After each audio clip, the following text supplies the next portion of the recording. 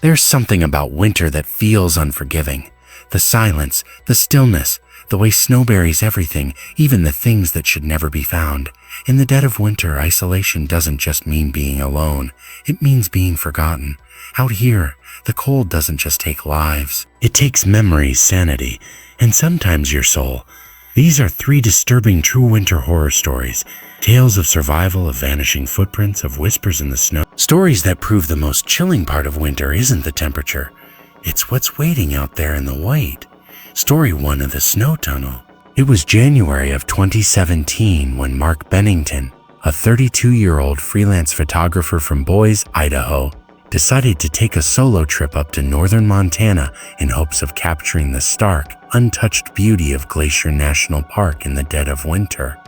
Thinking a week alone in the snow-covered wilderness would offer him the solitude he craved after the death of his father. But what he didn't realize when he loaded up his SUV with camera gear, provisions, and a satellite phone was that this trip would be the last anyone ever saw of him in one piece. Because by the time the storm hit and the temperature dropped below zero and the wind began screaming through the trees like something alive, Mark had already gone somewhere he never should have, somewhere older than the trees and buried deeper than the snow. A place not marked on any map and not discussed in any ranger logs, a place locals referred to in hushed tones simply as the Snow Tunnel, not because it looked like a tunnel, but because once you entered it, you didn't come back out. And maybe Mark would have avoided it had he not insisted on veering off the park's southern trail toward an unmarked logging road that had been unofficially closed for over a decade. One of those paths that looked like a shortcut but hadn't been maintained since the early 90s after a string of mysterious disappearances led local forestry workers to reroute tourists away from it,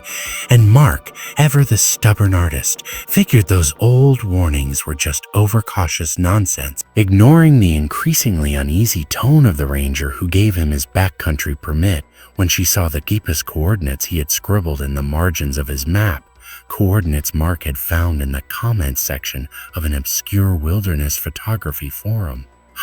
Posted by a user who hadn't logged in again after sharing a series of grainy images showing what looked like a collapsed wooden arch surrounded by frost-covered animal bones. But it was those very images that intrigued Mark, who had always been drawn to the strange, the offbeat,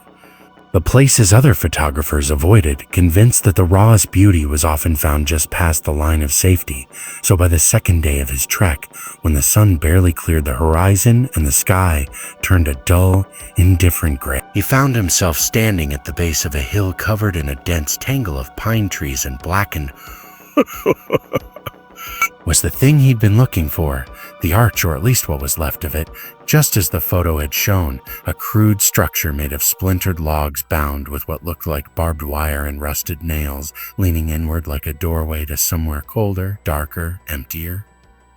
And as he raised his camera to snap the shot, he noticed something strange. The snow beneath the arch hadn't settled like the rest around it. It had melted slightly, as though something warm had passed through recently, leaving faint impressions that looked disturbingly close to boot prints, but larger, heavier, spaced wrong somehow, and instead of making him reconsider, this discovery only fueled his curiosity, pushing him to step under the arch and follow the shallow impressions down into a ravine that dipped steeply between the trees, where the shadows seemed to lean in toward him. And the deeper he went, the more he became aware of a smell he couldn't quite place, metallic and earthy, like wet copper and rotting leaves, and soon he was too far in to see the arch behind him, and the wind picked up again, but this time it didn't howl through the trees, it whispered. Like breath against his ear, words he couldn't quite understand, syllables that made his chest tighten and his scalp crawl, and he laughed it off at first, chalking it up to his own paranoia and the isolation. But the deeper he pushed into that ravine, the more the tree began to warp in appearance, bark sloughing off like shedding skin, branches twisting like fingers, and beneath the snow, he saw things, brief glimpses of pale faces frozen beneath the ice, their eyes wide and glassy, their mouths gaping in silent screams, and still he kept going.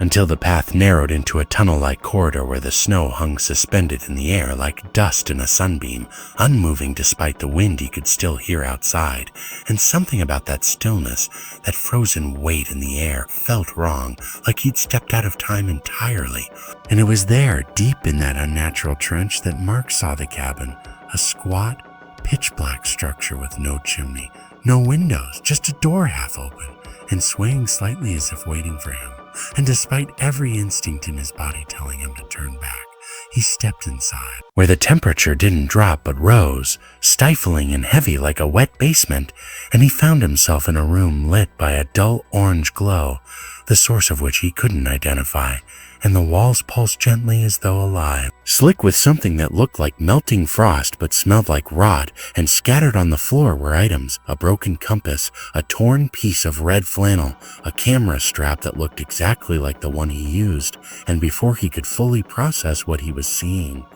he heard it, a dragging sound just behind him, deliberate and slow, like something heavy being pulled across the wet floor, and he spun around, camera raised like a shield, but there was nothing there. Just the door now completely shut, no wind, no light, just him in that pulsing room. And then came the voice, not spoken aloud but in his head, clear and absolute. "You came," it said, and Mark dropped his camera, stumbled backward, reaching for the satellite phone in his jacket pocket, only to find it melted, warped into useless plastic, and when he turned back to the door,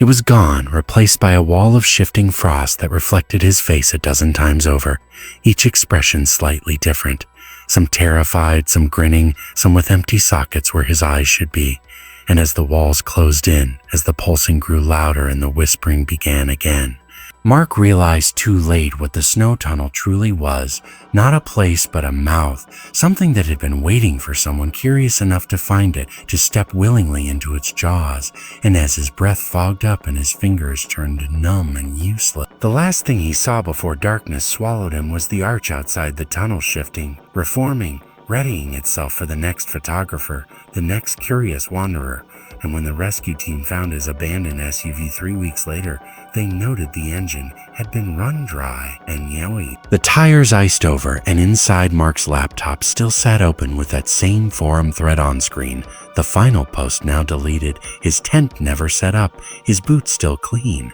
as though he'd never stepped into the woods at all. But in the weeks that followed, others began to see the arch too, in places it hadn't been before, in woods nowhere near Montana, in frozen ditches and snowbound roadsides, and always just after the first major snowfall, like something had burrowed beneath the skin of winter itself, waiting, watching, and ready to be found. Story 2 of the Bone Choir. It was the winter of 2021 when Lindsay Mayer, a doctoral candidate in ethnomusicology from the University of Washington, traveled to a remote part of northern Alberta to interview the last known elder of the Cree band near Chete, hoping to document traditional winter songs before they were lost forever. But what started as a field research expedition quickly became a descent into madness when she uncovered the forgotten legend of the Bone Choir, a tale whispered only during the blackest nights of snow season. A story that had driven 2 generations of local children into sleepwalking deaths, and one the community refused to acknowledge outside of ritual. Yet Lindsay, eager to impress her advisor and obsessed with uncovering lost oral traditions, couldn't resist probing deeper. Even when the elder she was supposed to meet never arrived at the frozen cabin she'd rented for the winter. Even when the locals stared at her with narrowed eyes and turned their backs when she asked about the old songs. And even when she noticed her recordings, field audio from distant lodges and pine forests, were capturing faint voices she hadn't heard in person, low and discordant, like breathless humming beneath the wind, which would rise every night just after sundown.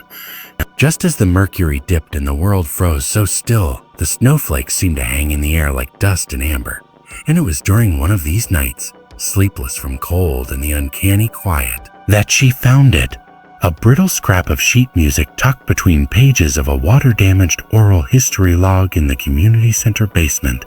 written not in notation, but in a series of slashes, dots, and spirals that didn't resemble any transcription method she'd studied. But when she traced them into her journal and hummed the basic rhythm back, she felt something shift, not outside but within her cabin. a pressure in the air like someone had just stepped through the front door even though it remained bolted shut, and the fire, which had been dying down into cold, flared back to life in a sudden hiss of orange heat, and though the rational part of her insisted it was a draft or resin in the wood, something deeper warned her not to sing it aloud again, yet she did. The next morning, just after sunrise, into her field mic while standing knee-deep in the snow behind the cabin, and again that sense of presence returned, stronger now, closer, as though her voice had echoed into a tunnel that didn't exist before and had stirred something ancient at the other end. Something that had been sleeping beneath the snowpack since before the first people crossed the ice bridge, something that remembered the sound of being worshipped and now wanted to be heard again. And from that point on, the woods no longer felt like woods. They felt like a cathedral, vast and silent and full of something watching, and she began hearing it clearer, not just faintly beneath the wind, but in her dreams, in her waking thoughts, layered harmonies of voices too cold to be human, too hollow, too precise, and they didn't sing songs with words but with meanings. Messages that bypassed her ears and slithered straight into her brain, instructing her to write, to record, to open her mic and let them through, and her days blurred as she stopped caring about food or sleep, only about capturing what she called the sub-zero chord. A sonic texture she claimed was buried inside the snow itself, something that only emerged when she sang the glyphs from the spiral page backward while standing barefoot in the fresh powder, and when she sent her first samples to her advisor, they wrote back with concern, asking if she was safe, and bliss, if she was perhaps suffering from sleep deprivation or carbon monoxide poisoning, because the audio she'd sent them was layered with frequencies outside human range, and embedded within it were brief moments of silence that, when analyzed spectrographically, resembled visual shapes, bone, vertebrae,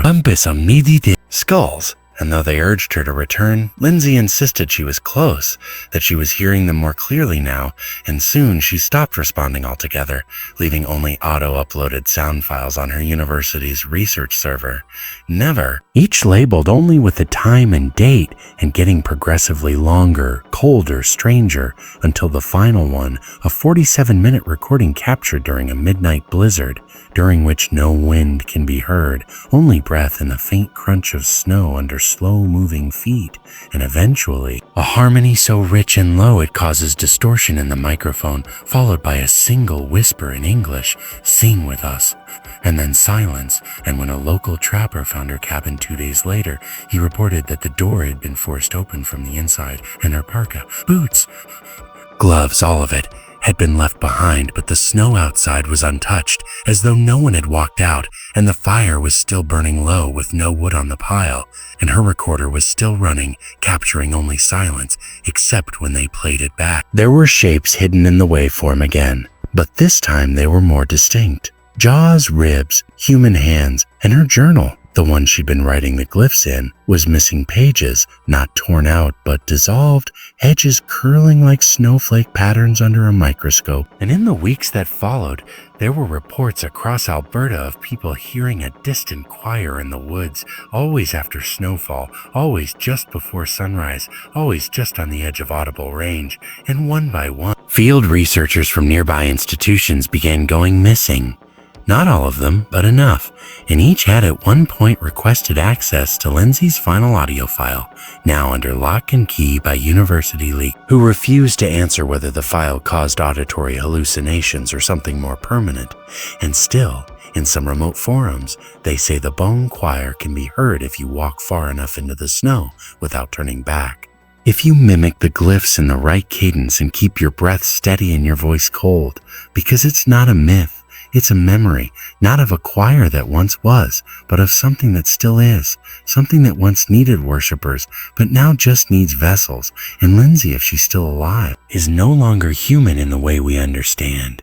Because sometimes on the edge of the tree line near the old cabin, the snow pulses slightly, like something breathing just beneath the surface, and the trees sway though there's no wind. And for a moment, if you hold your breath and listen hard enough, you can hear the faintest, deepest hum, not loud, not demanding, just inviting, like the last note in a song you were never supposed to hear. Story 3 of Black Ice. It was December 29th, 2022, when Casey Reeds, a 27-year-old emergency room nurse from Fargo, North Dakota, decided to take a spontaneous road trip up through the Arrowhead region of northern Minnesota after an unexpected 4-day break opened up on her hospital schedule. Wanting nothing more than to get out of the city, to breathe quiet air and clear her head after back night shifts full of overdoses, flu deaths, and patients screaming for help that never came fast enough. So she packed her Jeep Cherokee with snacks, a weighted blanket, her old DSLR camera, Narration,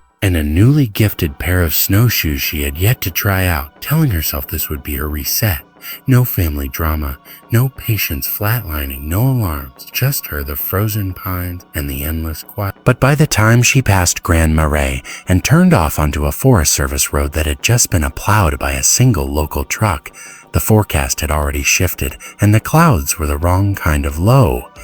Not the kind that float, but the kind that hang, thick and heavy, like they're waiting to fall. And she didn't see the advisory until her cell signal vanished and the radio cut out mid-broadcast, leaving her with a strange clicking static that rose and fell in waves, almost rhythmic, like breathing or chewing, and she told herself it was just the weather. Just the old receiver, but deep down something in her chest tightened, and when she rounded the next bend and the road narrowed between towering black spruce, she didn't notice the ice patch until her front tires were already gliding, and though she pumped the brakes the way her dad had taught her,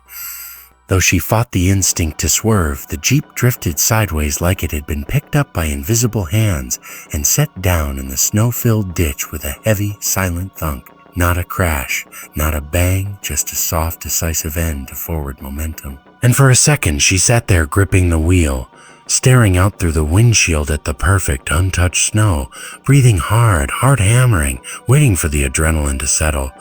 But when she tried to reverse, the wheels spun uselessly, the tires chewing slush that offered no grip. And when she stepped out to survey the damage, her boots crunched down through at least 1.5 feet of powder, and her breath caught in her throat because there were no tracks anywhere, not behind her, not ahead, just white on white, windless and flat. And the Jeep was tilted enough that one wheel barely touched the ground, the whole body angled like it had been sunk into something, and even if someone passed, they might not see it from the road. And that's when she checked her phone. 0 bars, no GPS lock, not even emergency SOZOs, and her stomach flipped, but she forced herself to think logically. She had food, a near full tank, insulated clothing, and the cabin she'd rented was only 12 miles north according to the last marker she'd seen, which meant worst case she could hike, and still she hesitated, staring down that tunnel of trees where the light already looked like dusk, though it was barely past noon. So she climbed back in, wrapped herself in the blanket, turned on the seat warmers,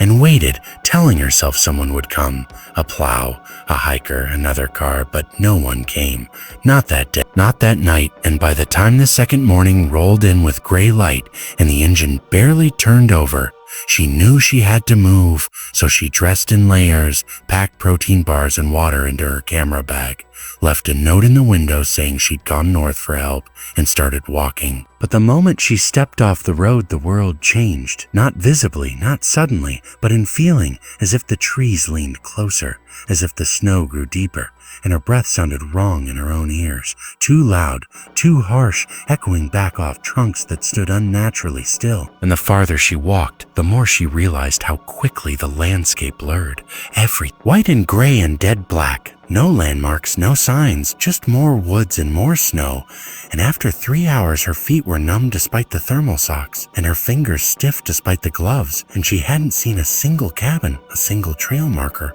only more white. And when she stopped to rest, she thought she heard something. Not an animal, not wind, but a scrape like wood on ice, like something dragging, and she spun around, heart pounding, but there was nothing there, just the trees, just the snow, and that's when she saw them. Footprints, not hers, not animal, but bare, human, pressed into the snow about 30 feet off the trail, too large for a child, too wide for her own, and not sunk deep like hers either, as if whoever made them was lighter, or had walked when the snow was softer, or wasn't quite touching the ground at all. and they led off into the brush at an angle she couldn't explain, uphill through snow too thick for any barefoot person to survive, and part of her wanted to follow, to find the person to make contact, but something deeper told her to keep going. To ignore it, and yet the prince followed her after that, crisscrossing the trail, disappearing then reappearing, always nearby, always slightly off, like someone circling, pacing her, and she tried to rationalize it, to write it off as a hallucination, but when she heard her name, once clearly, in a voice that matched her mother's but cracked like it had been filtered through ice, she began to run, stumbling through the drifts, lungs burning, snowshoe straps cutting into her ankles, until her legs gave out and she collapsed, gasping, tears freezing on her cheeks. And that's when she saw the cabin, not the one she rented, but a different one, much older, half-buried, roof bowed under snow, windows opaque with frost, and smoke faint but real, rising from a crooked stovepipe, and she crawled the last few yards, pounded on the door, expecting anything, a trapper, a squatter, even a psycho. But the door opened on its own, slow and creaking, revealing a dark, silent room with a fire already lit and a chair pulled up close. And though every rational instinct screamed not to go in, the cold one, and she stepped inside, collapsing near the heat, shaking violently, and there she stayed, drifting in and out, hallucinating or dreaming or both, remembering things that hadn't happened, hearing voices she couldn't identify, and each time she opened her eyes, the cabin had changed slightly, the fire smaller, the walls closer, the window covered in frost from the inside, and finally when she was strong enough to move, she found the door gone, sealed behind a wall of stacked logs, and the fire now stone cold despite no time seeming to pass, and the only sound was the creak of the floorboards above her, like footsteps pacing like someone, or something, waiting for her to try and leave. And when she looked for her bag, her camera, her phone, they were gone, as if they'd never existed, and her boots had frozen solid to the floor, and still she told herself it was hypothermia, delirium, a trick of the brain. But when she finally found a way out, through the crawl space under the cabin, hands scraped and bleeding from the ice, the landscape outside had shifted, and there was no road, no jeep, no trail, just endless snow and a sky that never seemed to brighten. Like the sun had simply stopped trying, and by the time a search team finally found her, delirious, barefoot, and covered in frostbite, she'd been missing for 11 days, and the jeep was still in the same place, but the prints didn't match hers. And the cabin she described didn't exist anywhere in the search radius, and she couldn't explain how her feet had blackened while her hands remained untouched, or why she kept repeating the phrase that there was a second door under the floor, over and over in her sleep. And even now, months later,